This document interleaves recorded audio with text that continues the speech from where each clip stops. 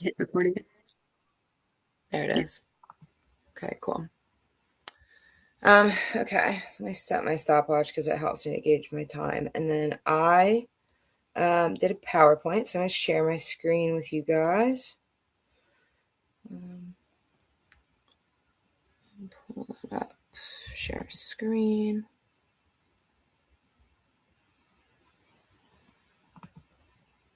And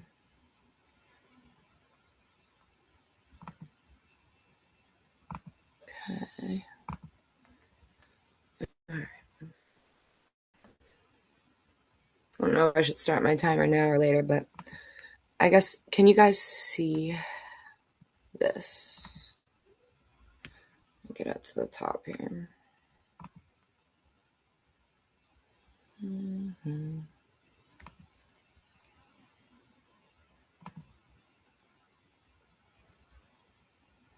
All right, can you guys see the Yes. presenter view? Okay, good. Just disregard the your name thing. Oops. Huh. All right, now I'm gonna start my timer. Maybe. I don't know why. It's just one of those comfort things, to be able to look at it and be like, oh, okay, I'm not behind. All right. So, ladies, I did social construct and narrative practice, which is a social construct practice. So I'm just gonna give you guys a brief overview. Um, Narratives are basically a personal account of the events in a person's life. They identify themes in the narrative through sequencing events. This allows them to externalize problems. It allows them to kind of deconstruct with a clinician, deconstruct that narrative and kind of reframe or look at that narrative from a different perspective in order to build a better future or kind of look at things from a different perspective and see what they may have missed in telling that narrative.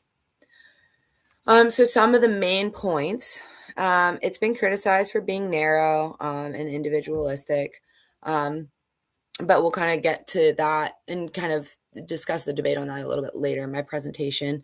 It does allow clients to address some social problems that are specific to their own lives, and it also provides it gives kind of strategies that can be applied across numerous theoretical practice structures. It's often used in combination with some different approaches. So we'll get to that a little bit later as well. Its main focus is kind of rapport building. As Elise talked about earlier, it's definitely a collaborative approach working with the clinician.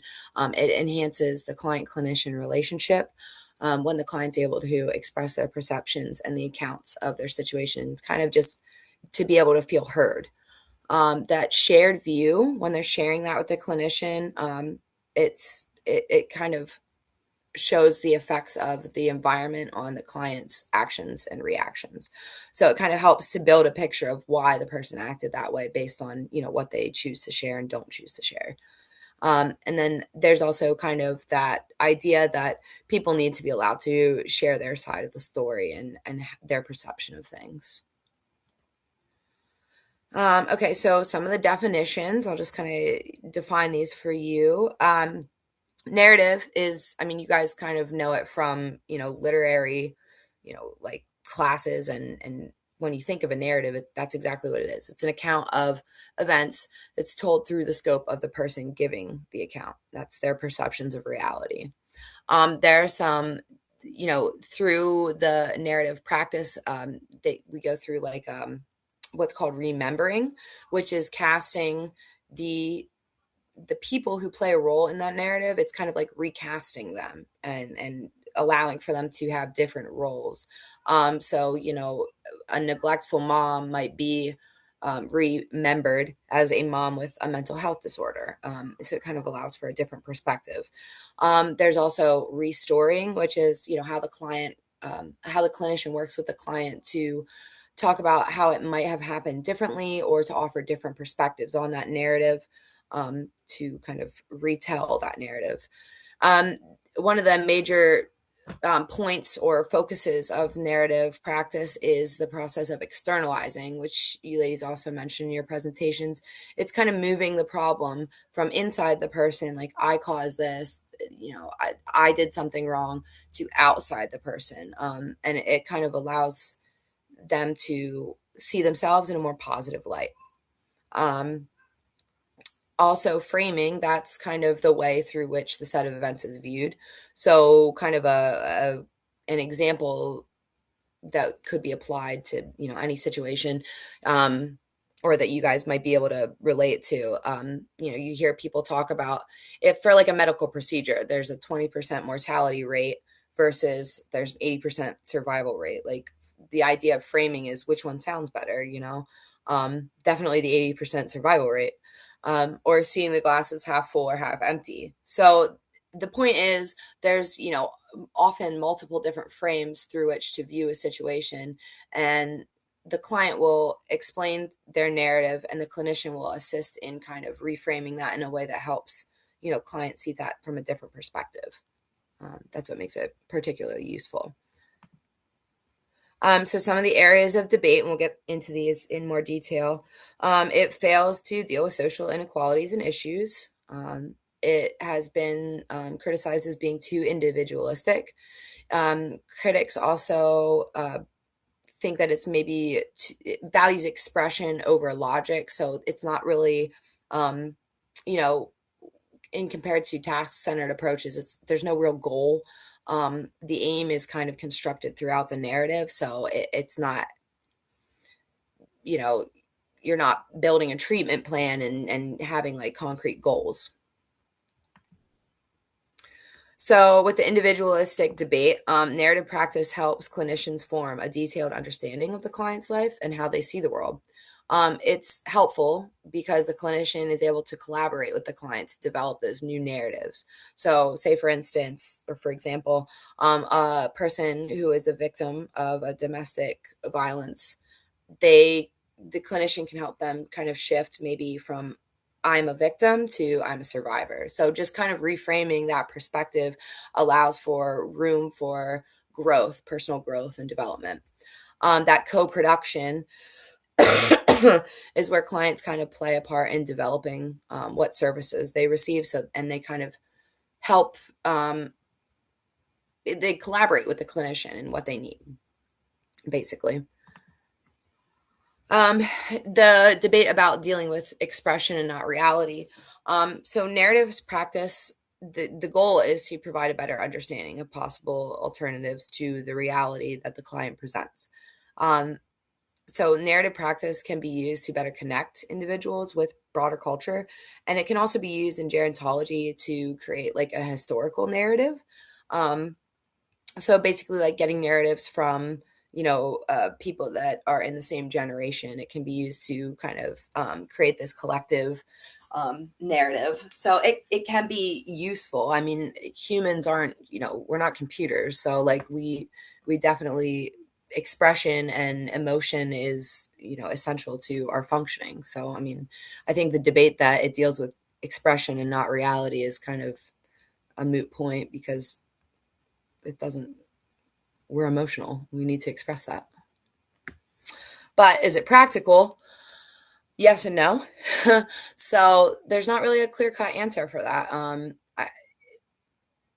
It kind of depends on the population that you're working with, and what the expectations are of the you know the role of, how do I want to say that? Sorry, I'm getting caught up in what I'm trying to say. It depends on the goal of the therapy or the counseling, and the setting. So, narrative practice helps people understand their choices and interpretations.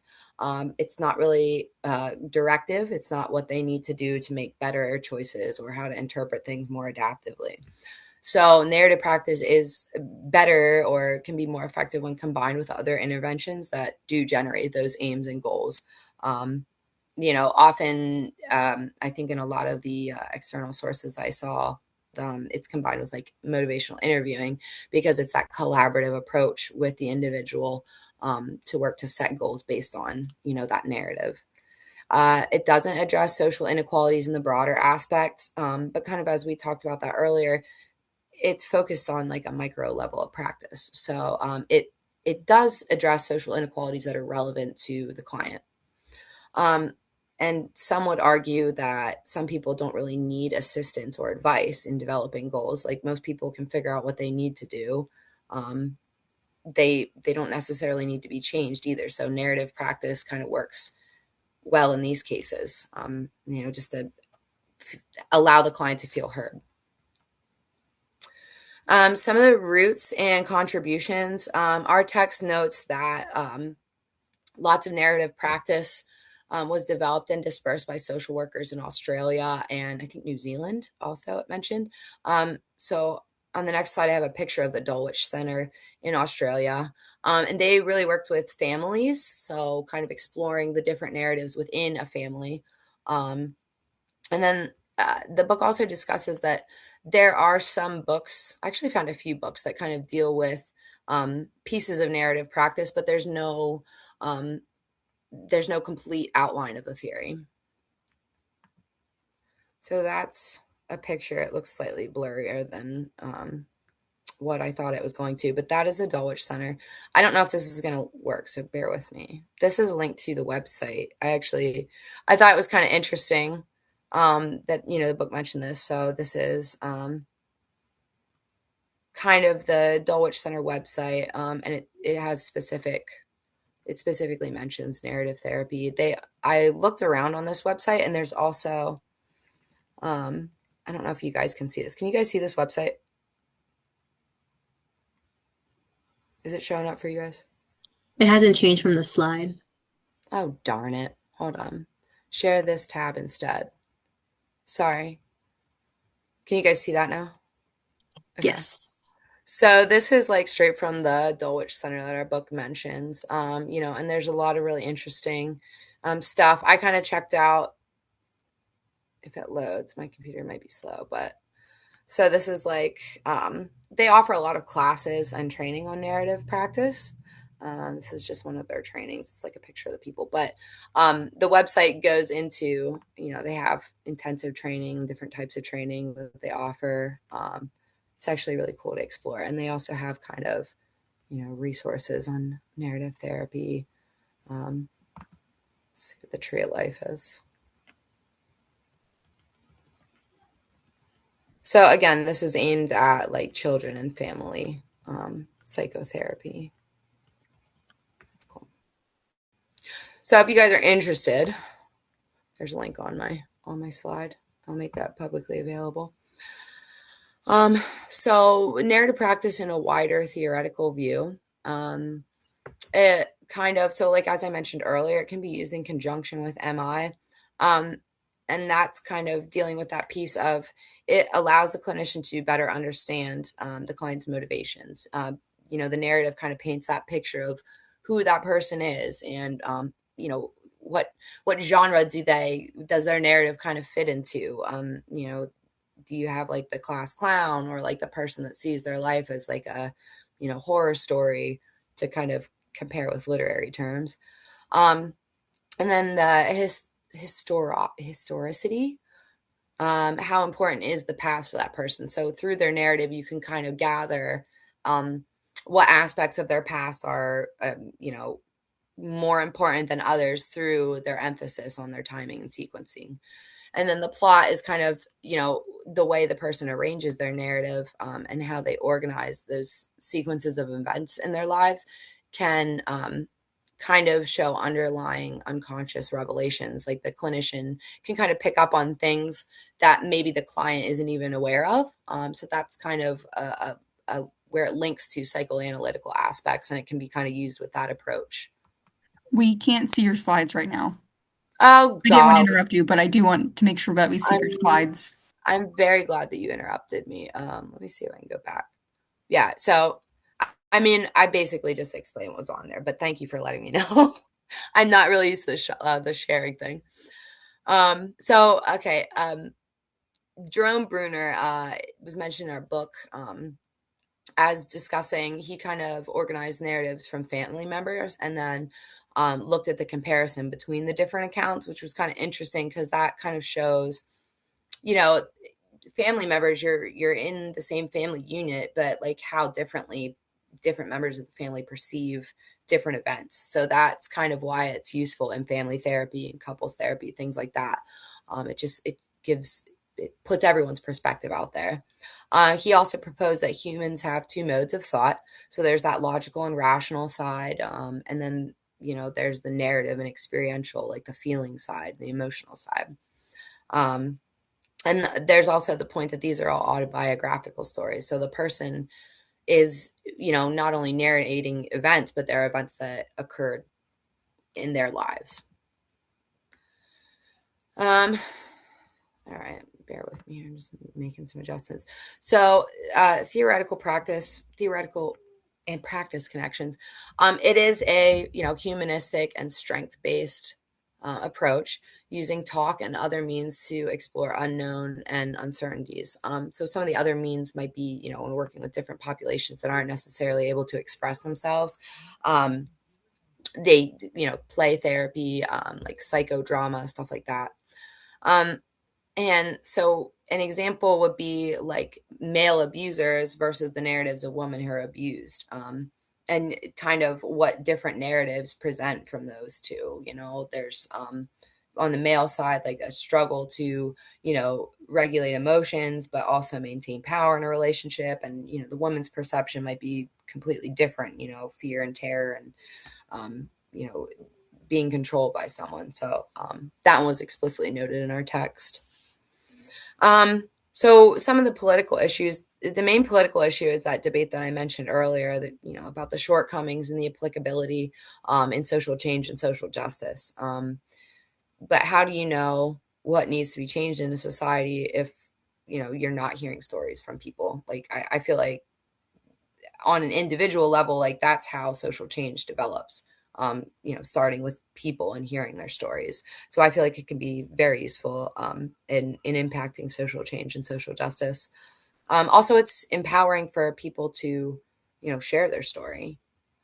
Also, the goals, another political issue is the goals of narrative practice don't line up with that solution focused, task centered perspectives, such as like in substance use treatment. It can kind of be at odds with, developing the treatment plan and coming up with a set formalized means of how you're going to tackle the issue.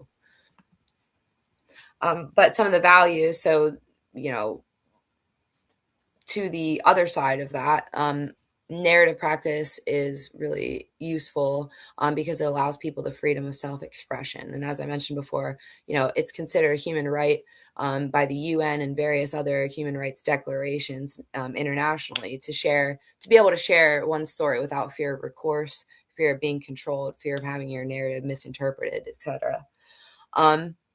Also, so it's empowering not just to people that can express themselves easily, but also to children, people with intellectual disabilities, others who struggle with speech and expression. While they might need assistance in creating their narratives through, creative means, it offers a sense of empowerment for them for being able to share their stories. And then, some of the client voices, how they've impacted things like the Me Too movement and Black Lives Matter. There are definitely narratives that are present within those movements, and people sharing their stories is how those movements got started. So when it works and when it doesn't, this practice is like really so broad because it's the person telling you their story. It works with family therapy, as I mentioned before, getting everyone's different perspectives. It works with couples therapy. With a creative approach, it can work with kids, individuals with intellectual disability, and it can, even people with distorted thinking, although they might require assistance, it's still an opportunity for them to share their narrative. It can be used in various inpatient settings, eating disorder, inpatient settings, substance use disorder treatments. It can also be used in outpatient settings for those type of issues. But it kind of for a person to share their narrative to establish the rapport with a clinician. It's not really good with like very short-term interactions. So if it's like a one and done type deal, probably wouldn't be great. But I mean, I think there's argument that it can still be applied in those situations. But it isn't useful for maybe organizations who are very task centered with their aims. So the parts of narrative practice, basically, you define the problem or the narrative, externalize that issue within the narrative, map issues relating to it, deconstruct it, so tear it all apart, reauthor, remember, and review. I just thought that would be cute to add that, so I came up with that. But review is like kind of, when I say review, it's not review it, it's reviewing it, looking at it from a different perspective. So I thought that was kind of witty. And the third is just maintenance of that new narrative and how that plays into their life moving forward in the future. So this is kind of an example. This was actually from the supplemental readings on D2L from the social work graduate. This image was taken from that. I did include them in my references, but so this kind of just shows, the storms are the challenges. The leaves are the important people. Fruits are what gifts you're innately blessed with. The trunk is like the skills and interests that you have. Roots is where you come from. The ground is like your life, where you live, where you spend your day, what activities, the basics. And then like branches are hopes and dreams. So it almost kind of reminds me of like Maslow's hierarchy of needs, like kind of really vaguely, but yeah, so that's kind of just a visual of how the narrative is constructed. And then this kind of goes along with what I was explaining, those 6 steps. Oops. Although it's missing the maintenance phase, but this is also from the graduate social worker thing on D2L. The main aspects of it are externalizing the problem, asking those open-ended questions to gain more detail, looking for exceptions within their narrative and highlighting those exceptions, using creative techniques. So like I mentioned with kids and stuff, like play therapy, drawing things, art therapy can be incorporated with this, and then working with the clinician to co-create that new narrative. I did also find a really interesting article that kind of paid tribute to the who were considered the founders of narrative therapy, and Michael White and David Epstein were considered the founders in an article written by Renee in 2008. And this whole tribute emphasized the focus on creativity and kind of that non-scientific or intuitive approach. And each clinician kind of developing their own style of how to implement narrative practice, which I think is kind of cool. Yeah, so let's get into, first off, I always like asking like if you guys have any questions for me before I ask my questions. Any clarification or anything? Cool. Okay.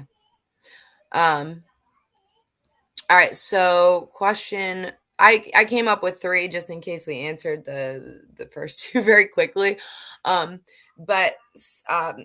for the first question, what is your opinion? Bear with me here.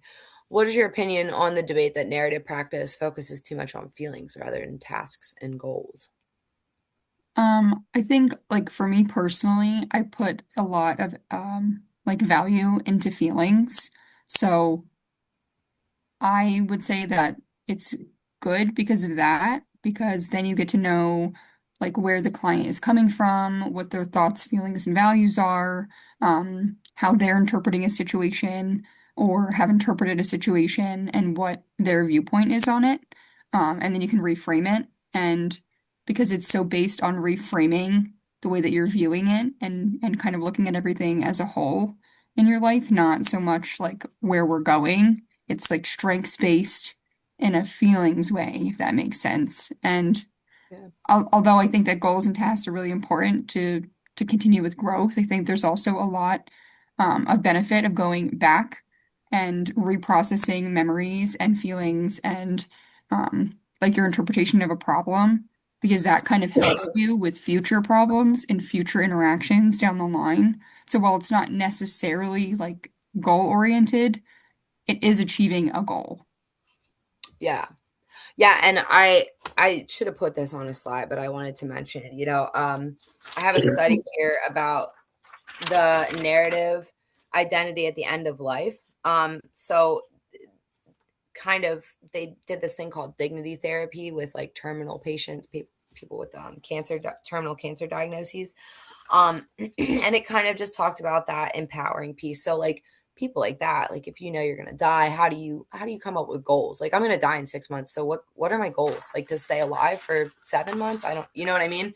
So that this narrative therapy and this narrative approach is particularly useful for people like that to give them that sense of dignity. And it kind of emphasizes the human capacity to find meaning and hope in light of those really adverse experiences. So I think it's useful for that. I'm sure it can be really useful in like hospice settings. I didn't even put that on the slide, but now that I'm thinking about it, I think it would be great for that too. So I think there are times where the goals aren't as important, but I agree with you that, it is important to have tasks and goals, for the average person who doesn't know when they're gonna not be on the planet anymore. Mhm. That's a really good example. But I was gonna say it like just like with all things too, like it's the intention, right? And what intentionally like what are you trying to address and intentionally like what is not necessarily like outright say like this is the goal, right? But we are focused on reaching a certain milestone or a certain step, like whether that's 5 steps from now or 2 steps from now, right? It really just depends on the intention and if it works for the client too, like that's always the main goal. Yeah. Yeah, Mhm. and I think, it I think that whole idea that it's not goal oriented kind of fails to recognize the whole therapeutic value in being able to express yourself. Like people that have Yeah. been victimized and people that have experienced, um, challenges in their life. Sometimes need to get that shit off their chest. Pardon my Yeah, I was French, gonna but you know say what I mean. Like, sometimes that's all they need in that yeah, moment, right? yeah, yeah. Just So to feel. yeah, just to embrace it. I think a lot of times, um, people when they like repress their emotions or just avoid thinking about or processing things that happen in their lives, um you know that's when you become depressed, become anxious, you know what I mean? So I feel like just sharing stuff and getting it out in the open is helpful, and that can be a goal in and of itself. Mhm. Yeah. All right, so you guys have anything to add to that one, or should I move on to the next one? All right, we're going on to question number two. um So, do you feel that there is use for this practice within the macro and meso levels of practice? So, and let me also, I mean, I guess I should say, I did discuss like, family counseling, and I'm not going to lie, I'm not 100% sure if that is considered micro or if it would be macro, because macro kind of deals with, practice at the community level or group level. So I think you could argue that, family and couples therapy would be putting this into use at the macro level, but I don't know what you guys think about that. I could be totally wrong. It's a little tricky because it's more feelings based, but I guess really like all aspects of your life contribute to how you feel. So it could be applicable to everything. Um, I think generally like if you're talking about, I don't know. I don't know. That's a harder question to answer. I was gonna say I think um oh man, I just had it. Hold on. I just had it. Oh no, I just had it. It'll come No back. pressure. No pressure.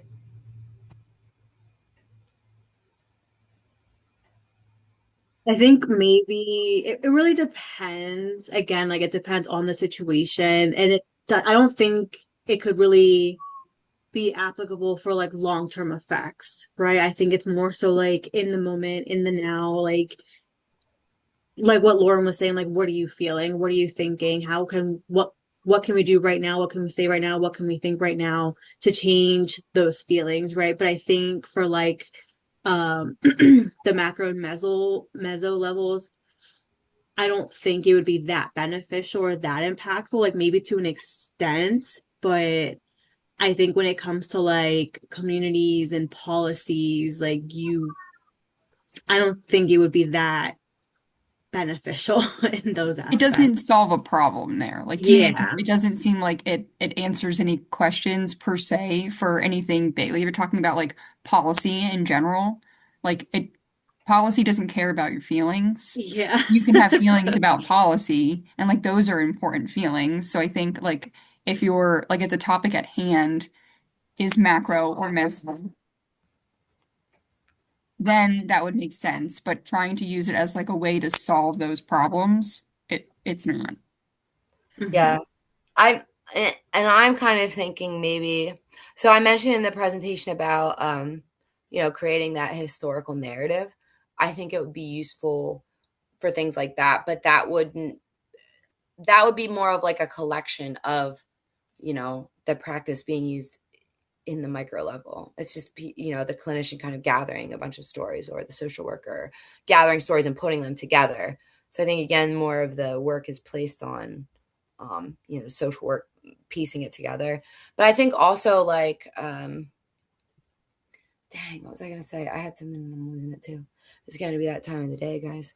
Um oh, I think it can be a catalyst for generating social change because I'm just thinking things like the Me Too movement and stuff like that. Like, how did that start? That started with people sharing, that started with people like sharing their narratives, like sharing their stories. So I think that like it can be, but it depends on if it's in the right environment, if it's in the right space, like when that narrative is shared and who is hearing the narrative also. Like if you're you know, on social media or, and does that really classify as social work practice or did that kind of just the whole Me Too movement and stuff like that, did that kind of just evolve on its own? I see what you mean. Yeah. Interesting. Yeah. Yeah. I don't know. I mean, and that's kind of stuff I think I had that in my mind when I typed that question, but I didn't really like develop it out too much. But yeah. So, and then I guess final question real quick. I'm going to ask it anyway just for funsies. Um, in what way could either of you use this in your current or future career, if at all? I think I could use it because I work with children and a lot of times they come from like abusive households or a lot of trauma and like reframing maybe like their experiences or their interpretation of like current experiences in a more positive way that's not um so biased because they get easily triggered by things and then they blame it on that other student, that teacher, that whoever, and trying to reframe it as like I think one of your slides was like an abusive mom or a neglectful mom or a Yeah, mom with like a mental disorder. Like yeah, it's not just kids that are being mean, they're also feeling feelings too, and kind of reframing that for them and viewing it through a different lens. I think like yeah, that could be helpful for them. yeah. And I'm just thinking too, like that brought up the example, like I've had friends who have had, like single moms who, the dad is incarcerated or something like that. And the kids are like, where's my dad? Like, what, those questions. But instead of framing it as like, daddy abandoned you, it's like he's sick or he's, has some issues that he is not able to take care of you. There's always those different ways of seeing things and putting it in a more productive way, I guess, for lack of a better term. Yeah. So I think that's important. Paola, you got anything? I don't know if you're currently working in the field or if you're still like just student, but But I was do you have trying to any? think of something else, but I mean, I work with kids too. I work in like a shelter-based program for immigrant kids. So like we have a lot Oh, of that's the youth cool. that, thank you, that come with a lot of like traumatizing backgrounds. So I mean, that's where I could see where it could be beneficial and use that in that practice. I was trying to think of like something different, but I mean, No, I- yeah, no, that's I've been there for a while, so that's all I can think about. yeah. Well, and I feel like in reading through this too, like I almost feel like this kind of comes like this narrative kind of comes like as a natural thing. Like, I don't Mhm. know. I think I was doing it maybe like halfway before I even realized what it was because I always like getting people's background. Like I work in substance use, so I always like understanding where people came from and what, issues they're dealing with and then try to work with them on how to see them in a different light. So, Mhm. I mean, I found it like kind of useful to get more in detail with that idea. So, yeah. But awesome. Nice Well, job. thank you guys. Yeah, that's all for me. It says our Right. session will end in